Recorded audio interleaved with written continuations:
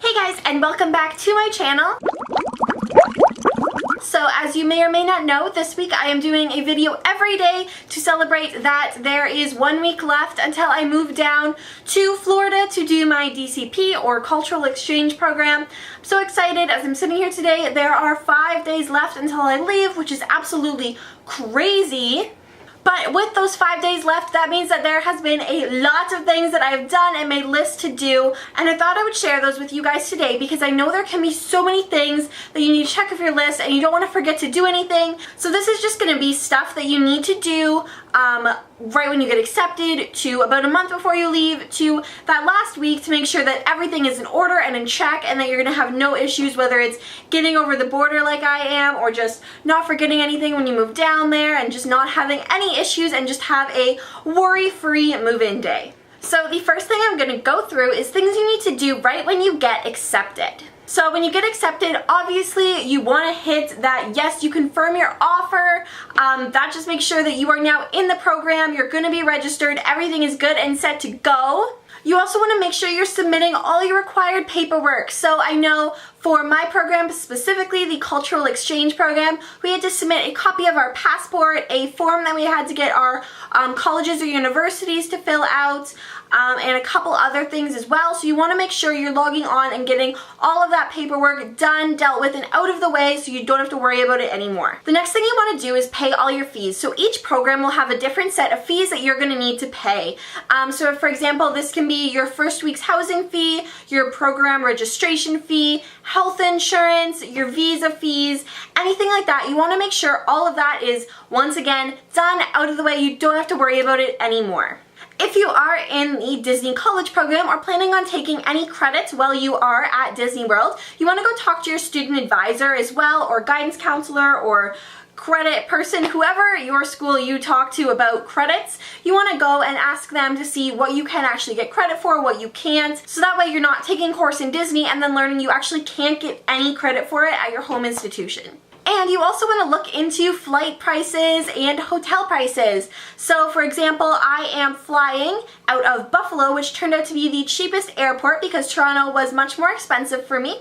And then I also had to look into booking a hotel in Buffalo the night before since I have a very early flight. And I'm also staying a day before my program check-in in Disney. So I had to book that hotel as well. Booking all of that as soon as possible ensures that you're going to actually get what you want. It allows you to shop around for cheaper prices because last minute flights can either be A, very cheap, or B, very expensive, and you don't want to get caught with a crazy expensive flight. If you're not flying down and you're driving, you'll want to get your car checked out, making sure everything is tuned up, your oil's changed, nothing's going to go wrong with it on the drive down or while you're down in Florida. Next is 1 month before your check-in. So this is when you can get a little more in-depth in the planning process. The first thing you're going to want to do is start a packing list. What I did is I opened a Google Docs spreadsheet on my Google account, and then every time I just thought of something, I just wrote it on the packing list. That way, I'm not going to forget anything. I'm not just sitting down all at once and typing stuff out, but I'm just slowly adding to it to make sure I have everything I need. If you haven't already, this is also a great time to start looking for roommates on the DCP or CEP program Facebook pages.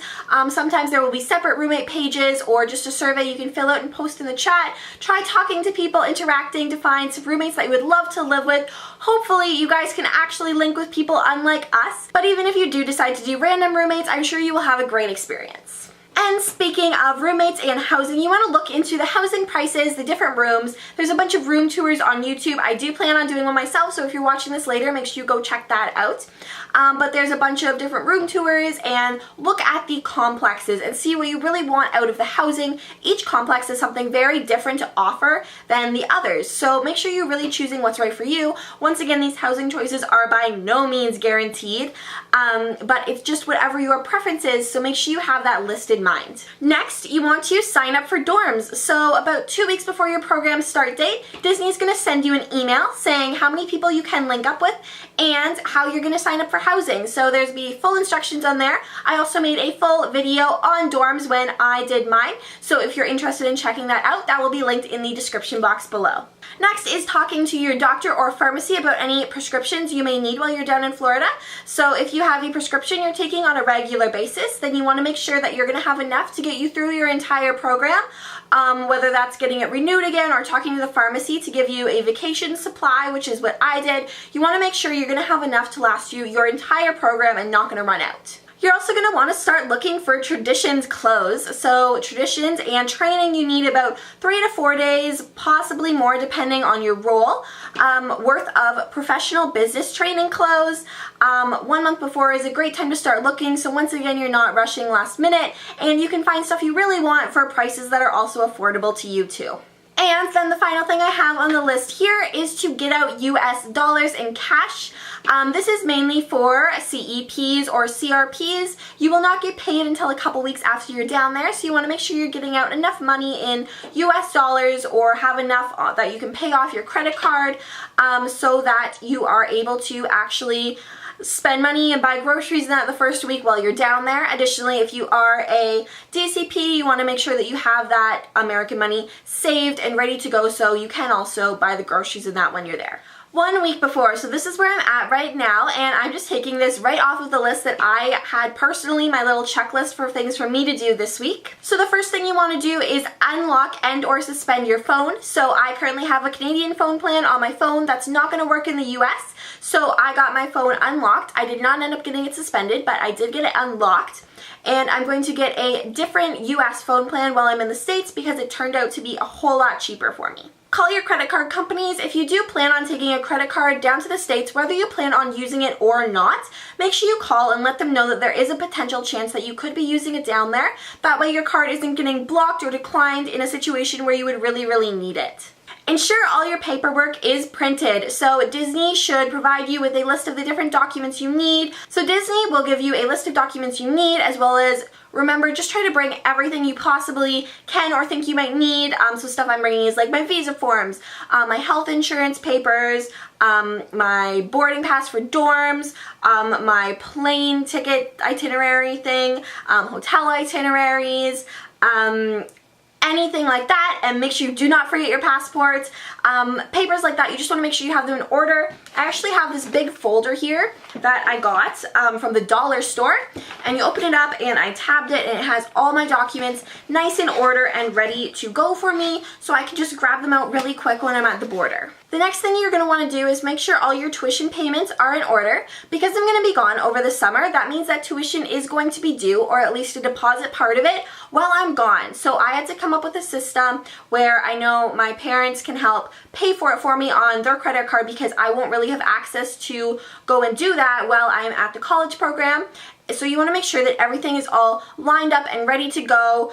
Even if you are able to do it where you are, maybe set a reminder in your phone to make sure that you're doing it on time. That way you're not caught up in the Disney bubble, forget, and then have to pay even more fees later. Buy any last minute things. So by now you've probably collected a couple things that you wanted to bring with you.